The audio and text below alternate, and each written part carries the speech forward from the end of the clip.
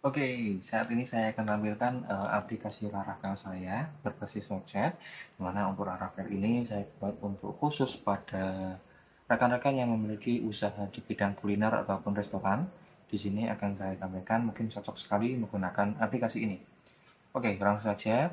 Di sini akan saya sudah memiliki dua role, di mana role pertama yaitu role admin dan role kedua yaitu role petugas kasir.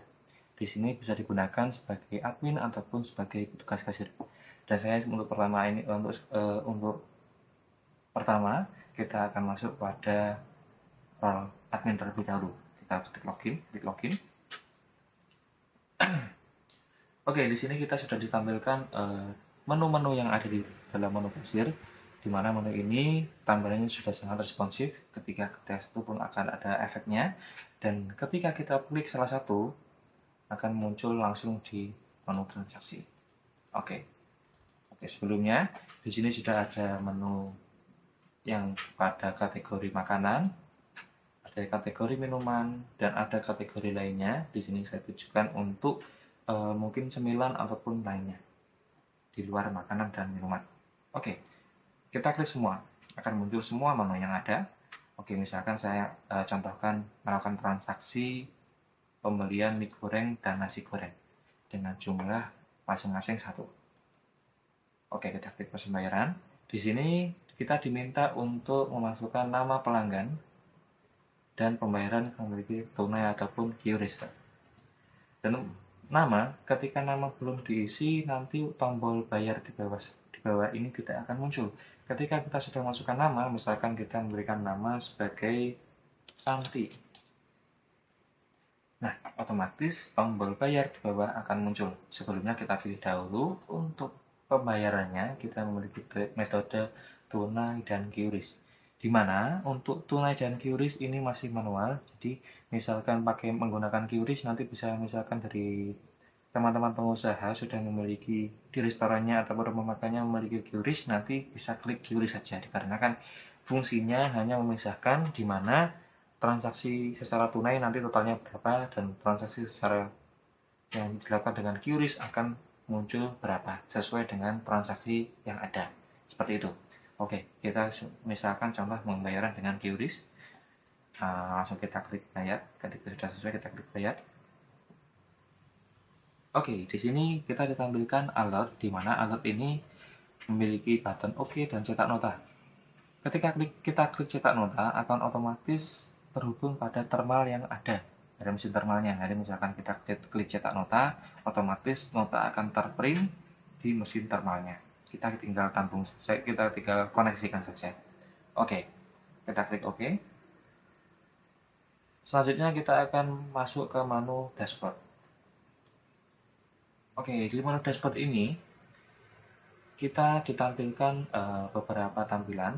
Yang pertama ada pendapatan harian, ada pendapatan bulanan, ada pendapatan tahunan, dan transaksi hari ini, total menu yang tersedia, dan ada juga dua grafik, di mana grafik yang pertama terdapat grafik penjualan bulanan. Nanti setiap bulan akan muncul grafik di sini sesuai dengan transaksi yang ada, dan ada juga tabel 5 menu terlaris, di mana 5 menu terlaris ini akan muncul di menu database ataupun muncul di grafik pada dashboard. Oke, yang ketiga ini ada menu transaksi. Kita tadi di pertama kita memasukkan transaksi, yang terakhir yaitu atas nama Santi.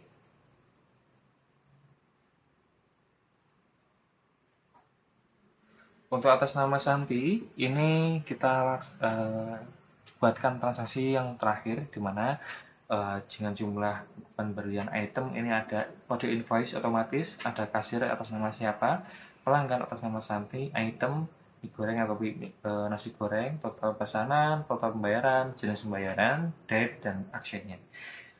Mohon maaf sebelumnya tadi saya belum sampaikan dikarenakan di kasir tadi untuk nama kasir ini kita bisa ini bisa terisi otomatis sesuai dengan user yang login. Misalkan tadi transaksi menggunakan user petugas kasir akan muncul petugas kasir karena tadi kita menggunakan akun admin, maka yang muncul akan nama adminnya.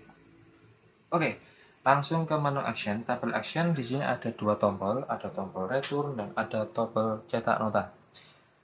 Tombol return ini kita gunakan ketika ada pesanan yang mungkin di return ataupun tidak jadi pesan, tapi sudah termasuk sudah tidak sengaja ataupun sudah masuk dalam database, maka tombol return ini yang akan menghapus data yang ada di database dan memindahkan ke laporan return. Dan untuk cetak nota, di sini saya gunakan ketika mungkin terdapat kendala di dalam pencetakan nota. Jadi misalkan setelah baru mencetak nota ternyata kertasnya habis atau bagaimana, nanti kita harus mencetak ulang dan untuk mencetaknya kita perlu masuk ke menu transaksi. Oke, yang selanjutnya kita akan masuk ke menu master data, di mana master data ini kita ditampilkan daftar menu dan user. Daftar menu, di sini kita bisa lihat, bisa menambahkan menunya, bisa melihat ada image, ada name, ada kategori, ada price, ada create ad, ada action-nya juga. Bisa menghapus, bisa mengedit juga. Dan menambahkannya, kita bisa melihat ada tambah produk, ada nama produk, ada harga jualnya, pilih kategori, dan ada image yang akan masuk langsung ke database. Oke, langsung kita masuk ke data user. Di sini kita bisa menambahkan user sesuai, misalkan kita memiliki karyawan lebih dari satu, kita bisa memasukkan nama-namanya sesuai dengan emailnya, agar nanti nota ataupun pendataan transaksi minggu itu yang masuk sesuai dengan data user yang melakukan transaksi. Oke, di sini ada akun yang pertama bernama admin, nanti role-nya role admin, ada user yang kedua, nanti role-nya bisa memiliki sebagai petugas kasir. Hanya dua role saja. Oke. Lanjut, ada di sini ada menu laporan, di sini ada laporan harian. Di laporan harian kita sudah dimudahkan. Misalkan kita mau mencari laporan harian pada tanggal sebelumnya, oke. Di sini hanya ada menu tanggal yang muncul ketika di tanggal tersebut ada transaksi. Jadi, misalkan tanggal 18 tidak ada transaksi, maka di sini tidak akan muncul dan di sini pun tidak ada tanggal 18 seperti itu. Oke. Langsung saja di sini juga ada pola pendapatan sesuai dengan pilihan tanggal yang kita pilih, ada jumlah transaksinya dan ada ekspor PDF di mana untuk tampilan semua di bawah ini ada pesanan, jumlah pesanan, beberapa laporan-laporan nanti akan bisa kita ekspor dalam PDF di tombol sini. Kalau kita masuk bulanan, tampilan juga sama seperti ini. Kurang lebih hanya perbedaannya ada di menu pilih bulan, di sini ada bulan April, Mei sesuai dengan transaksi yang ada. Pengaturan aplikasi. Oh, sebelumnya laporan return. Laporan return adalah misalkan tadi kita mau mereturn data transaksi, ini otomatis akan masuk ke sini dan database sebelumnya akan dihapus dan data akan dipindahkan di sini sesuai dengan return yang ada dan ada tanggal returnnya juga. Oke. Selanjutnya kita masuk ke pengaturan aplikasi, di mana di sini ada nama aplikasi, kita bebas menggunakan aplikasi apa saja, nama apa saja, ada nama toko, nomor HP, misalkan kita punya logo kita masukkan di sini juga bisa, ada copyright-nya, versi, dan alamat. Ketika sudah kita klik simpan. Oke, di sini juga ada menu profile, di mana menu profile ini tidak bisa diedit kecuali dengan masuk ke menu master data dan user. Oke, di sini hanya kita bisa lihat saja untuk tanggal bergabung dan terakhir diperbarui. Oke, dan nama dan emailnya. Oke. Selanjutnya kita akan masuk ke role sebagai petugas kasir. Ya, teman-teman tahu untuk role petugas kasir ini hanya ada 3 transaksi, 3 menu yang ada di tabel kasir. Jadi hanya petugas kasir itu hanya bisa mengakses menu kasir dan menu transaksi dan menu laporan. Selebihnya hanya bisa diakses oleh role admin saja. Kurang lebih seperti itu untuk aplikasi yang saya sampaikan. Mungkin dari teman-teman ada yang berminat memiliki aplikasi ini, bisa menghubungi saya ataupun berminat memiliki source code-nya, kami juga bisa. Silakan untuk menghubungi email ataupun nomor yang ada di deskripsi. Oke, terima kasih ya teman-teman. Saya akhiri.